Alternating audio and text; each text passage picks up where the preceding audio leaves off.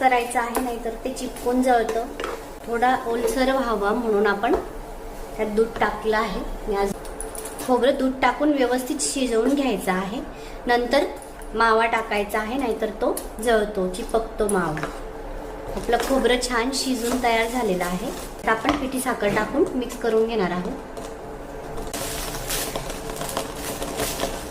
gas बंद करून dry fruits, चारोळी, वेलची पावडर सगळं व्यवस्थित मिक्स करून